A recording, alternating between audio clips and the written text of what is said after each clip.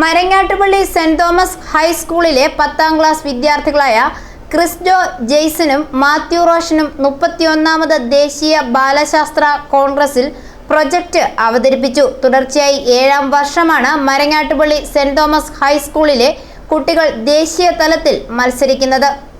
തിരുവനന്തപുരത്ത് നടന്ന സംസ്ഥാന ബാലശാസ്ത്ര കോൺഗ്രസിൽ സീനിയർ വിഭാഗത്തിലാണ് ഇരുവരും ദേശീയ തലത്തിലേക്ക് തെരഞ്ഞെടുക്കപ്പെട്ടത്.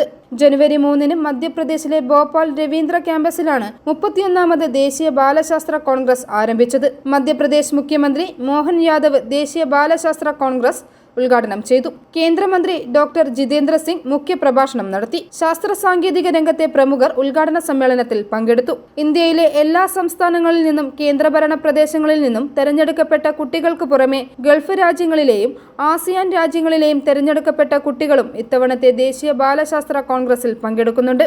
ജനുവരി 6-നാണ് ദേശീയ ബാലശാസ്ത്ര കോൺഗ്രസ് സമാപിക്കുന്നത്. പ്രോജക്ട് അവതരണത്തോടൊപ്പം വ്യത്യസ്ത ഹാളുകളിലായി വിവിധ സയൻസ് വിഷയങ്ങളെക്കുറിച്ചുള്ള സെമിനാറുകളും എക്സിബിഷനുകളും ഓരോ സംസ്ഥാനത്തിന്റെയും കൾച്ചറൽ പ്രോഗ്രാമുകളും നടക്കുന്നുണ്ട്. കേരളത്തിലുള്ള കുട്ടികൾ തിരുവാതിരയും വഞ്ചിപ്പാട്ടും അവതരിപ്പിക്കുന്നുണ്ട്. വിവിധയിനം പൂക്കളിലെ പൂമ്പൊടിയിലെയും വിത്തുകളിലെയും പ്രോട്ടീൻ സാന്നിധ്യവും അവയിലെ സമാനതകളെക്കുറിച്ചുള്ള പഠനവുമാണ് ക്രിസ്ജോയെയും മാത്യുവിനെയും ദേശീയ തലത്തിൽ എത്തിച്ചത്. നമ്മുടെ സ്കൂളിലെ കുട്ടികൾ സംസ്ഥാന തലത്തിലും ദേശീയ തലത്തിലും മത്സരിക്കുന്നുണ്ട് എന്നുള്ളത് ഏറെ അഭിമാനകരമായ ഒരു കാര്യമാണ്. കുമരകം കാർഷിക ഗവേഷണ കേന്ദ്രത്തിന്റെ സഹായത്തോടെയാണ് ഇരുവരും പ്രോജക്ട് പൂർത്തീകരിച്ചത്. സ്കൂളിലെ ശാസ്ത്ര അധ്യാപകനായ ജോബിൻ ജോസ് ആണ് പ്രോജക്ട് ഗൈഡായി പ്രവർത്തിച്ചത്.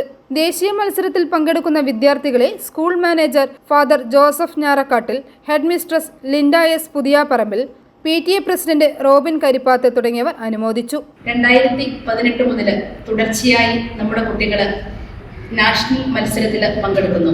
ഈ വർഷത്തോടുകൂടി 15 കുട്ടികൾ നാഷണൽ സയൻസ് കോൺഗ്രസിൽ പങ്കെടുക്കുന്നു. സ്കൂളായി നമ്മുടെ സ്കൂളിനെ ഉയർത്താനായിട്ട് നമുക്ക് സാധിക്കും. i4 news, Ettumanoor.